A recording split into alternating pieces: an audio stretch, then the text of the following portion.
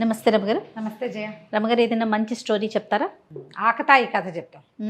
కొంతమంది ఉంటారు, వాళ్ళకేం పెద్ద దాని మీద రాబడి ఉండకపోయినా ఇతరులను ఏడిపించుకు తినేవాళ్ళు, వేళాకోళం చేసేవాళ్ళు, ఏడిపించుకు తినేవాళ్ళు, ఏమనాలి టక్కరితనంతో మోసగించేవాళ్ళు, ఎరకాటల్లో పెట్టేవాళ్ళు, ఇలా తమాషాగా ఉంటారు. చందమామ కథల్లో ఓ కథ ఎప్పుడో చదివా నేను. అది చెప్తామా వద్దా అని ఆలోచించి ఊరుకున్నా. ఎందుకు రమగారు? గుర్తొచ్చింది. ఎందుకు వద్దనుకున్నా? ఆకతాయి కదా ఎందుకన్నా? అది నేర్చుకుంటారట? ఏమోలే, ఏమిటో. ఇప్పుడు ఏంటంటే మనం ఖలీఫా కథలు చెప్తున్నాము, చైనా జానపద కథలు అలాంటివి చెప్తే ఫ్రాన్స్ జానపద కథలు మీరు ఇలాంటివి చెప్తారేంటి? అలాంటి భావాలు వస్తున్నాయి. కథలు వెతకలేక చచ్చిపోతున్నాను నేను. కథల్లో కూడా ఇలాంటి భావాలు ఉంటాయి. భావాలకి తక్కువే ఉండదు, మనకి చాలా ఉంటాయి. కథ కాదా ఇంపార్టెంట్? కథ ఒకటే ఎందుకు అవుతుంది జయ? అట్లా అంటే పలానా స్టోరీలే చెప్పాలని అలా గిరిగీసుకుని కూర్చుంటే ఇన్ని స్టోరీలు ఎలా చెప్పగలుగుతామండి? కొన్ని వేల స్టోరీస్ కదా. ప్రశ్నలు మీరు వేయకూడదు, మేము ఇలాగే అంటాం. అంతేనా? మేమంతే. ఏదైనా చెప్పగానే మీరు గాజులు వేసుకోలేదు, మీ మెళ్ళలో మంగళసూత్రాలు ఉన్నాయా, బొట్టు పెట్టుకోలేదు, వాళ్ళు మేకప్ చేసుకున్నారు ఎందుకు, అలాంటివి అడుగుతారు. అంటే అలా ఒక ఉద్రేకం వస్తుంది. మరి అలాంటప్పుడు మీరు ఇలాంటి పిచ్చి పిచ్చి వేరే కథలు చెప్పవకండి. అలాంటివి కూడా వచ్చినా సరే ఇంకా కథలు లేవు, నాకు దొరికింది కదా చెప్తా అంతే. కాదు రమ్మగారు, మనం తాగే నీరు కానీ పీల్చే గారి కానీ మనది అని రాస్తుంటుందా అండి? అలా ఉండదు, కానీ ఇట్లాగే ఆలోచించలేకపోతే ఎట్లా రమ్మగారు? ఫార్వర్డ్గా ఆలోచించొద్దా కదా? మంచి విషయమా పోనీ, అది వినటం వల్ల మనకు సంతోషం వచ్చిందా, దానివల్ల మోరల్ తీసుకోండి, తీసుకోకపోనివ్వండి, మోరల్స్ పక్కన పెట్టు, కాలక్షేపం ఒక మంచి విషయం కదా. దాంట్లో కూడా ఇలా రూల్స్ అండ్ రెగ్యులేషన్స్ పెట్టుకుంటే చేసే వాళ్ళకి చెప్పే వాళ్ళకి చాలా ఇబ్బంది ఉంటుందండి. కష్టమే కొంచెం. అప్పుడప్పుడు కాస్త నేను దీన్ని ఫేస్ చేస్తున్నాను. నాకు పర్సనల్ మెసేజెస్ వచ్చేస్తుంటాయి, మీరు ఇలాంటివి చెప్పకండి, ఫలానా స్టోరీసే చెప్పాలి. సరే, టిల్ అనేవాడు ఒకటి పేరు. ఇదేంటంటే మన దగ్గర ఒక కెమెరామెన్ ఉన్నాడండి, టిల్లు. మన డీజే టిల్లు ఉన్నాడు కదా, అలాగా. ఈ టిల్ ఏంటంటే జర్మనీ కథ. ఇది ఒక పేద సామాన్య కుటుంబంలో పుట్టాడు. చిన్నప్పటి నుంచి చిలిపివాడు, ఏదో ఒక కొంటె పని చేసేవాడు, అల్లరి చేసేవాడు. ఎవరి పైనుంచి దూకుతారో వాళ్ళకి అదేదో దొరుకుతుందని పిల్లల మధ్య పందాలు పెట్టి వాడు మాత్రం దూకేవాడు కాదు, అందరు దూకేవాళ్ళు. చిన్నప్పుడు ఒకటి చెప్తుండేవాళ్ళు, ముక్కు కొక్కితే ఆంజనేయ స్వామి కనిపిస్తాడు. అందరి పిల్లలందరికీ ముక్కు మీద పుళ్ళే 108 సార్లు కోకాలి. తర్వాత ఏమవుతుంది, ముక్కు మీద ఇక్కడ దూలం మీద పల్చగా ఉంటుంది కదా స్కిన్, అందరి పిల్లలకి ముక్కు మీద పుళ్ళు ఉండేవి. అసలు ఎవడు చెప్పాడో వాడు చచ్చినా కొక్కునేవాడు కాదు. వీడు కూడా అలాంటి వాడు అన్నమాట. అయితే ఇదేంటంటే పాపం తండ్రి చనిపోయాడు. వాళ్ళమ్మ ఇంట్లో ఉన్నవి మన్నవి అవి ఇవి పెట్టి ఎటాగొట్టా సంసారం నడిపింది. ఓ రోజు కూర్చుని ఏడుస్తూ కూర్చుంది. ఎందుకు పనికిరావురా, ఏం పని చేయవు, నీకు ఆటకాయతనము ఆటకాయతనము అల్లరి కొంటెతనము తప్ప, సోమరిపోతువు నువ్వు. 10 రూపాయలు తేలేవు, 10 రోజులు అన్నం గడపలేవు, మీ నాన్న సంపాదించి పెట్టింది తినేసాం, ఆయన కొనిపెట్టినవి మింగేసాం, అన్నీ అయిపోయినాయి, నువ్వు నేను మిగిలాం, ఈ పూరు గుడిసె ఒకటి ఉంది మనకి అనేసరికల్లా అమ్మాట ఏడబాకే, నీకేం కావాలి, డబ్బులే కదా, తిండి అంతేగా, నేను చూస్తాలే అన్నాడు. వీళ్ళు ఊరిలో ఒక ఊరికి చివరగా ఉన్నారు. ఆ ఊర్లో రెండో చివరి వైపుకి ఉన్నటువంటి ఒక బజార్లలో పెద్ద పెద్ద రొట్టెల దుకాణాలు అవి ఉన్నాయి. వీడు మంచి పైలా పచ్చీస్గా కొట్లోకి వెళ్ళాడు. సాధారణంగా బిక్కుబిక్కుమంటూ బిక్కమొహాలు పెట్టుకుని ఉన్న వాళ్ళని చూస్తే జనాలు పసిగడతారు. కాన్ఫిడెంట్గా ఉండేవాడిని చూసి జబర్దస్త్గా లోపలికి వచ్చినవాడు, చేతులు ఆడిచ్చేసేవాడు, చకచక తలకాయ అటు ఇటు తిప్పేవాడుని నమ్ముతారు. అవును, కాన్ఫిడెన్స్ కావాలి జనాలకి. వాడి దగ్గర డబ్బులు ఉన్నాయో లేదో కాదు ముందు కావాల్సింది. బికమొహం వేసుకుని భయంగా చూస్తున్నాడు అనుకో, అసలు నీ దగ్గర డబ్బులు ఉన్నాయా అని అడుగుతారు. ఈ జబర్దస్త్గా వచ్చేవాడిని ఎవడు ఏమడగాడు. లోపలికి వెళ్ళి మా అయ్యగారు ఇది రెండో చివర బస చేశారు, కమ్మటి తీయటి చక్కటి రొట్టెలు కావాలి, చాలామంది ఉన్నాం అని చెప్పి బంగారు కాసుకి సరిపడా రొట్టెలు ఇచ్చి పంపించు నాతో మనిషి, నేను అవన్నీ మోసుకెళ్ళలేనన్నాడు. పెద్ద తట్ట నిండా వస్తాయి, మనిషిని ఇచ్చి పంపించు, కాసు వాడికి ఇచ్చి పంపిస్తా. బాగుందిగా. షాపు వాళ్ళకి అలా అలవాటే, మొత్తం సరుకు మోసుకెళ్తే షాప్ అబ్బాయి డబ్బులు పుచ్చుకొచ్చేస్తాడు. సరే, ఆ కుర్రాడు షాపులో ఒక అతను ఉన్నాడు, మరీ కుర్రాడు ఏం కాదు, పెద్దవాడు, బుట్ట తట్ట నెట్టి మీద పెట్టుకుని నడుస్తుంటే ఈ టిల్ అన్నాడు, సరిగ్గా పట్టుకో, ఒరిగిపోతోంది, పడిపోతాయేమో రొట్టెలు, అసలే మా అయ్యగారు ఒప్పుకోరు కింద పడితే రొట్టెలు అన్నాడు. అతను వాడు బాగానే నడుస్తున్నాడు. ఒరిగానా అని ఇలా చూసుకున్నాడు. చూడంగానే ఒక రొట్టె జర్రుమని జారి కింద పడిపోయి. రొట్టె అంటే అవేమిటి బన్నులు, ఓకే. బన్స్ అంతంత ఉంటాయి, ఇట్లా కొంచెం దెబ్బరొట్టెలు లాంటివి. పడిపోయి పడంగానే గట్టిగా అరిచాడు ఈ టిల్లు. అయ్యో అయ్యో ఇంకేముంది, కింద పడేసేసావు, ఓ పని చేయి, నేను ఇక్కడ నుంచుట, ఈ రొట్టె పుచ్చుకుని షాప్కి వెళ్ళిపో, అది అక్కడ పెట్టి మీరు ఎవరన్నా తిందురు కానీ, కింద పడిన రొట్టె మా అయ్యగారు తినరు, ఆయన గొప్పతనాన్ని చాలా తక్కువ, ఇంకో రొట్టె పుచ్చుకురా, నేను ఇక్కడే నుంచుట అన్నాడు. ఇంత బరువున్న తట్ట వాడేం చేసుకుంటాడని వీడు నాదే తప్పు అనుకున్నాడు. ఆ బుట్టలు మోసే అతను గబగబా నడుచుకుంటూ పోయాడు. అతను అటు తిరగంగానే ఈ బుట్టను నెత్తి మీద పెట్టుకుని పరిగెత్తేసాడు. వాళ్ళ అమ్మకి తీసుకొని చూపించాడు. అమ్మ చూసావా, తియ్యటి రొట్టెలే, వెన్నపూసినవి, పంచదార జల్లేరు, ఎన్ని రోజులో వస్తాయి, హాయిగా తిందాం, మనకు కావాల్సిన రొట్టెలే కదా. ఆ ప్రాంతంలో రొట్టెలే తినేవాళ్ళు. ఏదో కాస్త అవి ఇవి బియ్యంతో పల్చగా జావ లాంటిది కాచుకునేవాళ్ళు. ఆ మాత్రం బియ్యం ఉన్నాయి, రొట్టెలు కావాలి ప్రధానంగా. 10 రోజులు గడిచినాయి. గడిస్తే వాళ్ళమ్మ 10 రోజులు అమ్మగానే, ఒరే నువ్వు తెచ్చిన బుట్టెడు ఎన్నాళ్ళు వస్తాయిరా, రొట్టెలు కాస్త అయ్యే పోయినాయి, మళ్ళీ మొదలెట్టేమో, మళ్ళీ మొదటికి వచ్చాం మనం అని తెగ తిట్టిపోసు. అంతే కదా, ఎవరి దగ్గరైనా పని చేస్తాలేవే అన్నాడు. అయితే ఏమైంది, ఒక రొట్టెల కర్మాగారంలో చేరాడు. అది రొట్టెలు చేసే బేకరీ. అయితే ఆయన సాయంకాలం అయ్యేసరికి వీడికో 4 రొట్టెలు చేతిలో పెట్టేవాడు.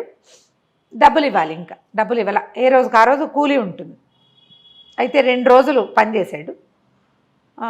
3వ రోజున ఆయన్ని ఎవరో పిలిచారు. ఒరే నాయనా, నేను వచ్చేది, నేను వెళ్ళొస్తాను, ఈ లోపల నువ్వు కాలుస్తావా అన్నాడు. ఏం కాల్చమంటారు అన్నాడు. ఏం కాలుస్తావురా, గుడ్ల గుబలు కోతులును వాటిని కాలుస్తావా, రొట్టెలు కాల్చు, పింజారు వెదవా, బుద్ధి లేదు నీకు అని కేకలేసి వెళ్ళిపోయాడు. వీడేం చేశాడు, ఆ మొత్తం మైదా పిండి అంతా చక్కగా నున్నగా చేసి రొట్టెలు గుండ్రంగా చేయాలి కదా, ఒకటేమో గుడ్ల గూబ ఆకారంలో, ఒకటేమో కోతాకారంలో చొప్పున ఇన్ని గుడ్ల గూబలు, ఇన్ని కోతులు చేసి అక్కడ పెట్టాడు. చేసి అవన్నీ కాల్చేసాడు. ఆ యజమాని వచ్చాడు. వచ్చి చూసేసరికి ఏముంది, గుడ్ల గూబ ఆకారంలో కొన్ని రొట్టెలు, కోతాకారంలో కొన్ని రొట్టెలు. హాత్ తేరి అని ఆయన అరిచర్చి పోట్టాడు. మీరే కదండి చెప్పారు, కోతులు గుడ్ల గుబ్బలు కాల్చమన్నారు, ఎవరికైనా ఆర్డర్ ఉందేమోనని కాల్చాను అన్నాడు. అనగానే ఆయన తెగదిట్టిపోసి, పిండి డబ్బులు పెట్టు, అక్కడ పెట్టు, నువ్వు నీ రొట్టెలు నువ్వే పట్టుకో, ఏం చేసుకుంటే అది చేసుకో వెదవా అని తెగదిట్టాడు. తిట్టేసరికల్లా వీడేం చేశాడు, వాడి దగ్గర ఏదో కొద్దిగా చిల్లర పైసలు, మీరు నాకు 2 రోజులు కూలీ ఇవ్వాలిగా, ఆ కూలీ డబ్బులు మినహాయించేసుకోండి ఈ పిండికి, ఇంకేదో ఒక పావలాన 10 పైసలు ఉంది, పావలా కూడా ఉంచుకోండి అని ఆ 2 బుట్టల్లో ఇన్ని గుడ్ల గూబ రొట్టెలు ఒక దాంట్లో, కోతి రొట్టెలు ఒక దాంట్లో పుచ్చుకుని పోయాడు. వాటి మీద పంచదార జల్లించుకుని వెళ్ళి ఏం చేశాడంటే, బిస్కెట్లు లాంటివి అనమాట, అవి అంతంతవి చేస్తారు, నాన్స్ అవి ఉంటాయి కదా, నాన్ రొట్టి అంటారు వాటిని. అక్కడి నుంచి వెళ్ళి ఒక చర్చి దగ్గర బయటకు వచ్చినాడు. కోతులు కావాలా, గుడ్ల గుబ్బలు కావాలా, కోతులు కావాలా, గుడ్ల గుబ్బలు కావాలా అని అరుస్తూ. పిల్లలు సరదా పడతారు ఆ బొమ్మలు చూసి. కొంతమంది కొనుక్కున్నారు. ఇంచుమించుగా ఖర్చు అయిపోయినాయి. డబ్బులు చేతిలో పుచ్చుకుని ఇంటికి వెళ్ళిపోయాడు. జనం అంతా తెగ నవ్వారు. ఎట్లా చేసావురా, ఏం చేసావురా అని అడిగితే, ఒక గదిలో ఒక కొట్లో చేరానండి, ఆయన కోతులు కలుస్తావు, గుడ్ల గుబ్బలు కలుస్తావు అన్నాడు, 2 కాలు చూపించాను అన్నాడు. ఏదైనా రొట్టె పిండే కదా, అంతేగా. అంటే కోతుల్ని గుడ్ల గుబ్బల్ని ఇనాస్పీషియస్గా ఫీల్ అవుతారు, అపవిత్రమైన వాటికి. పిల్లలకి సరదాగా ఉంటుంది, బొమ్మలు కొనుక్కుంటారు కదా, అట్లా శుభ్రంగా తినేశారు. ఇలాంటి పనులు ఎన్ని చేసేవాడో అటిల్లు. సరే, క్రమంగా కొంచెం పెద్దవాడయ్యాడు, జనాలు గుర్తుపట్టారు వీడిని, వీడు కొంటేవాడు, ఇలాగే ఏదో చేస్తాడు, ఎప్పటికప్పుడు ఇంతే పని చేస్తాడని. ఈ టిల్లుకి ఏ పని చేతకపోయినా ఇలాగే జనాల్ని మోసం చేసి ఎట్లాగొట్లా ఓ గుర్రం కొనుక్కున్నాడు. ఆ గుర్రం మీద తిరుగుతూ ఇట్లాగే జనాల్ని ఏడిపించుకు తింటుండేవాడు. ఓసారి ఆ గుర్రం వేసుకుని తిరుగుతుంటే ఒక పాల కేంద్రం లాంటిది ఒకటి కనపడింది. అక్కడ చాలామంది ఆడవాళ్ళు పాలు పోస్తున్నారు. పోస్తుంటే వీడేం చేశాడు, ఓ గంగాళం కొనుక్కొచ్చి అక్కడ పెట్టి, ఈ గంగాళం నిండేదాకా పాలు పోయండి, మీకు డబల్ ఇస్తానన్నాడు. వచ్చిన ప్రతి వాళ్ళు గంగాళం నిండా పాలు పోసేశారు. పాలు పోసేసాక ఇతను అన్నాడు, వచ్చే వారం వచ్చి డబ్బులు తీసుకెళ్ళండి అనేసరికి వాళ్ళంతా పోట్టాడారు. డబ్బులు కావాలి. అయితే మీ పాలు మీరు పట్టుకోండి. ఎవరి పాలు వాళ్ళు పట్టుకుపోవాలంటే లైన్గా ట్యాప్ కింద నిలబడ్డట్టు ఎందుకు నిలబడతారు, జనాలు తొక్కిసలాటై సగం పాలు కిందే పోయినాయి. అయ్యో, అక్కడంతా జనాలు చుట్టూతా చేరి సరదా చూస్తున్న వాళ్ళంతా చూస్తూ ఉండగానే ఇటిల్లు కాస్తా వెళ్ళిపోయాడు. ఇట్లాంటి పనులు చేసేవాడు అనమాట. అయితే ఏమైంది, క్రమంగా ఇలాంటి పనులే చేస్తుండేవాడు. అయితే కొన్ని రోజులకి ఏమైంది, ఏమి డబ్బులు మిగల్లా అతని దగ్గర. వాళ్ళ అమ్మాయి చచ్చిపోయింది. ఈ గుర్రం ఒకటే ఉంది. గుర్రాన్ని అమ్మేయాలనుకున్నాడు. గుర్రాన్నేమో అమ్మడం ఇష్టం లేదు, అమ్మపోతే బండి నడిచేలాగా లేదు. అక్కడి నుంచి ఏం చేశాడు ఆలోచిద్దామని ఒక కొట్టంలో గుర్రాన్ని కట్టేశాడు. కట్టేసి బయట బూర్రాసి పెట్టాడు. నా దగ్గర ఒక అత్యద్భుతమైన గుర్రం ఉంది. తల ఉండే చోట తోక, తోక ఉండే చోట తల ఉన్నాయి. దానికి తల ఉండాల్సిన చోట తోక ఉంది, తోక ఉండాల్సిన చోట తల ఉంది. బ్రహ్మాండంగా పరిగెడుతుంది, మామూలుది కాదు అది. చూడదలుచుకున్న వాళ్ళు తలా ఒక రాకాసు ఇవ్వండి అని పెట్టాడు. గుర్రం కనపట్ల, అందరు సందులో నుంచి చూస్తున్నారు, కనిపించట్లే. అదంతా పకడ్బందీగా కట్టేస్తుంది. సరే ఏముంది, జనాలు ఒక రాకాసే కదా, బోళ్ళంతమంది రాకాసులు ఇచ్చారు, జేబులు నిండిపోయినాయి. టడా ఆయన పెద్ద మ్యూజిక్ పెట్టి ఆ గుర్రాన్ని బయటికి తీసుకొచ్చాడు. చూస్తే అంత ఇదేంటి మామూలుగానే ఉంది కదా అన్నారు. మెల్లో కట్టి ఉండాల్సిన తాడుని తోక దగ్గర కట్టాడు. చూసుకోండి వింత గుర్రం. జనాలంతా పగలబడి నవ్వారు. రాకాసులు వచ్చిన వాళ్ళు కాసు కోసం ఏం పోట్లాడతారు, అదే కదా. కొన్నాళ్ళకి డబ్బులు వచ్చేసినాయి. ఇలా ఎన్ని కోతి పనులో చేసేవాడు. ఒకసారి ఏమైంది, ఇతను ఒక నగరంలో నుంచి లోపలికి వెళ్తుంటే ఒక 12 మంది బిచ్చగాళ్ళు కూర్చున్నారు. వాళ్ళు పాపం చాలా బాధపడుతుంటారు. బిచ్చగాళ్ళు అంటే ఏంటి, గుడ్డివాళ్ళు, అందరూ గుడ్డివాళ్ళే. వాళ్ళు ఎవరో ఒకళ్ళ సహాయంతో అక్కడికి వచ్చి కూర్చుంటారు, సాయంకాలం మెల్లిగా వెళ్ళిపోతారు. ఈయన అన్నాడు వాళ్ళ దగ్గరికి, నేను మీ అందరికీ తలా ఒక బంగారు కాసు ఇస్తా. 12 మందికి 12 కాసులు. చక్కగా ఊళ్ళో సత్రం ఉంది కదా, వాళ్ళ ఒక వారం రోజుల పాటు మీరు హాయిగా తిని పడుకుని విశ్రాంతి తీసుకోండి. అంటే బాబాయ్య నువ్వు ఎంత గొప్పవాడివి, ఎంత దానపరుడివి అని వాళ్ళంతా సంతోషించారు. ఒట్టిగా వెళ్ళి అక్కడ పడుకుంటామంటే ఆయన ఒప్పుకోడు. బంగారు కాసులు ఉన్నాయి కదా, సరే ఇదిగోండి 12 కాసులు అన్నాడు. ఈ 12 మంది ఏమనుకున్నారు, తమలో ఎవరో ఒకడా 12 కాసులు తీసుకున్నారనుకున్నారు. ఎవ్వరికీ ఇవ్వలాతను, ఇవ్వకుండా వెళ్ళిపోయాడు. వీళ్ళు తమ దగ్గర బంగారు కాసులు ఉన్నాయన్న దిలాసాతోటి ఊళ్ళో నగరంలోకి వెళ్ళిపోయి, నగరంలో ఒక పేరెన్నిక గన్న సత్రం, అక్కడ చాలా పెద్దది, స్నానశాలలు ఉన్నాయి, లోపల ఎంతో చక్కటి భోజనం దొరుకుతుంది, హాయిగా విశ్రాంతి తీసుకోవడానికి ఎంత బాగుంటుందో వాళ్ళ దగ్గర. అందులోకి పోయారు. పోయేసరికి ఇదేమన్నా ధర్మసత్రం అనుకున్నారని సత్రం యజమాని వీళ్ళని అదిలించాడు. ధర్మసత్రం ఏంటి, ధర్మసత్రం అని మేము అనుకోలేదు, మాకు తెలుసు ఇది పెయిడ్ సత్రం అని. మా దగ్గర 12 బంగారు కాసులు ఉన్నాయి, ఒక్కొక్కళ్ళు ఒక బంగారు కాసు ఇస్తాం. ఎన్ని రోజులు ఉంచుకుంటామంటే వారం రోజులు ఉంచుకుంటాను అన్నాడు. ఒక కాసుకి 1 వీక్. హాయిగా వారం రోజులు సుఖంగా ఉన్నారు వీళ్ళు. వారం అయ్యేసరికల్లా వాడికి వారం అయిపోయింది, నా డబ్బులు ఇచ్చి కదలండి అన్నారు. అలాగే తీసుకో అన్నారు. తీసుకో అంటున్నారు. ఇందులో వీళ్ళలో ఒకడన్నాడు, ఒరే బంగారు కాసులు ఎవరున్నాయో ఈయనకి ఇవ్వండి రా అన్నాడు. నా దగ్గర లేవంటే నా దగ్గర లేవన్నారు. అప్పుడు వీళ్ళకి అర్థమైంది బంగారు కాసులు ఎవ్వరికీ ఇవ్వబడలేదు. అక్కడి నుంచి గట్టిగా అరిచి అతను ఏం చేశాడు, వీళ్ళందరినీ బందిఖానాల్లో పెట్టాడు. ఆ బయటే ఉంది ఒకసారి దీంట్లో, అందులో వేసి తలపేసేసాడు చీకటి కొట్లో. టిల్లు మాత్రం వీళ్ళ మీద దృష్టి పెట్టుకుని ఉన్నాడు, గమనిస్తున్నాడు. వచ్చి ఏమిటయ్యా భలేవాడివి, పాపం వాళ్ళకి ఎవరో ధర్మాత్మలో సహాయం చేస్తారని వచ్చారు, ఒక వారం రోజులు ఉంచుకున్నా వాళ్ళని ఏం చేసుకుంటావు కబోది వాళ్ళని పెట్టుకుని అంటే, మరి నేనేం చేయనండి, నా నష్టం ఎవరు పూరుస్తారంటే, ఆ మాత్రం దానం చేసే ధర్మాత్ములు లేరు, ఉన్నారు బ్రహ్మాండమైన వాళ్ళు, ఎంతమంది ఎంతో అద్భుతమైన వాళ్ళు ఉన్నారు. కావాలంటే మీ ఆవిడని నాతో పంపించు, నేను ఆ దానం ఇచ్చేవాడిని ఎవరినైనా చూస్తా అంటే సరేనన్నాడు.